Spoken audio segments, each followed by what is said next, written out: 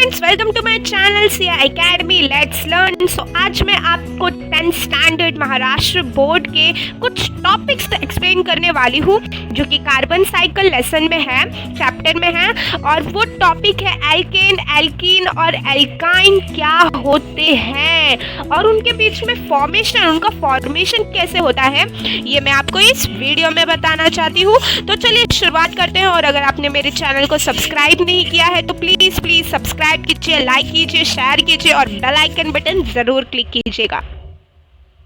इससे पहले मैं आपको बहुत ही इम्पॉर्टेंट बात बता दूं, एल्केन, एल्कीन और एल्काइन तीनों के लिए हमें सबसे ज़्यादा ज़रूरी एलिमेंट जो नीडेड है, जो रिक्वायर है, वो है कार्बन। अब समझिए, आपने एक ही कार्बन यूज़ किया, बट एक ही कार्बन से हमें सिर्फ मीथेन मिलेगा, हमें सिर्फ मीथेन मिलेगा और कुछ नहीं मिलेगा। इसके लिए यहाँ पे हमें 2 कार्बन की ज़रूरत है।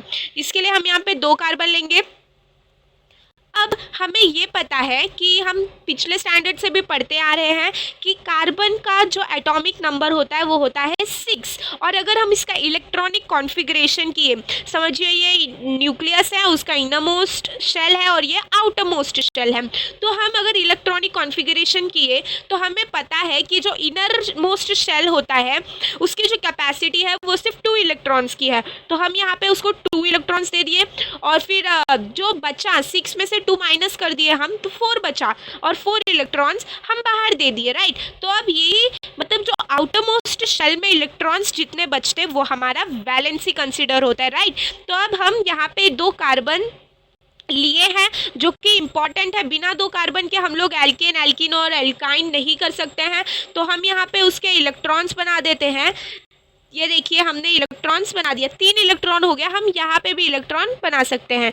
मैं यहाँ पे ऐसे इलेक्ट्रॉन्स बना दे रही हूँ। ऐसा नहीं है कि यहाँ पे सिर्फ सर्कल वाला ही बना सकते, आप यहाँ पे भी बना सकते थे, बट मैंने आपको समझने के लिए बनाया है यहाँ पे। तो अब हमें ये देखना है कि यहाँ पे कितने नंबर बॉन्ड्स होते हैं, नंबर ऑफ बॉन्डिंग हमें यहाँ पे कंसिडर करना है। तो ये और ये साथ में हो जाएंगे, मतलब बॉन्डिंग क्रिएट करेंगे। तो यहाँ पे कितने नंबर ऑफ बॉन्ड्स क्रिएट होंगे दोस्तों? 1 नंबर। यहाँ पे सिर्फ एक ही सिंगल बॉन्ड क्रिएट होगा।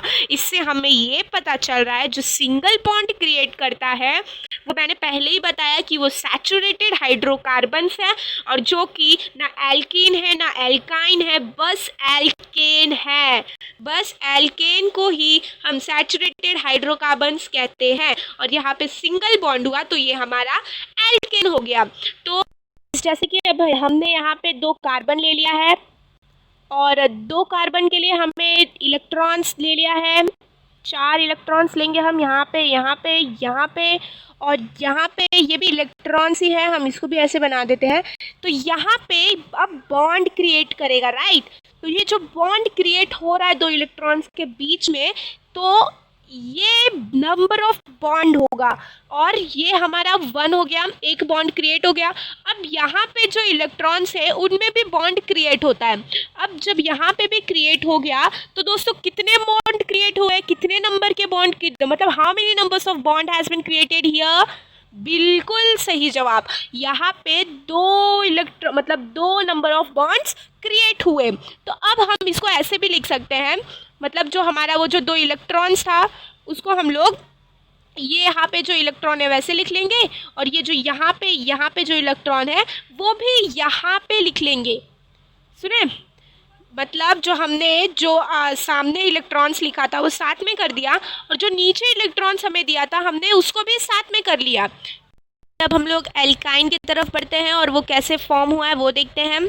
एल्काइन किसको कहते हैं हम, इसका फॉर्मेशन कैसे होता है। यहाँ पे भी हमें 2 कार्बन की ज़रूरत है। मैंने पहले ही बता दिया था 2 कार्बन बहुत एसेंशियल है तीनों में। अब यहाँ पे भी हम उसके इलेक्ट्रॉन्स बना देंगे, जैसे 4 इलेक्ट्रॉन्स थे, राइट। और जो यहाँ पे इलेक्ट्रॉन 1 हुआ, ये इसका इलेक्ट्रॉन भी था, यहाँ पे 1 हुआ, यहाँ पे क्रिएटिंग बॉन्ड हो गया। ये दोनों एक दूसरे के साथ बॉन्ड क्रिएट किए। अब यहाँ पे भी मैंने एक और इलेक्ट्रॉन ले लिया और इन्होंने भी अपने एक दूसरे के साथ बॉन्ड क्रिएट किया, और जो यहाँ का इलेक्ट्रॉन था उन्होंने भी बॉन्ड क्रिएट किया एक दूसरे के साथ। तो अब यहाँ पे आपको कितने नंबर ऑफ बॉन्ड दिख रहे हैं?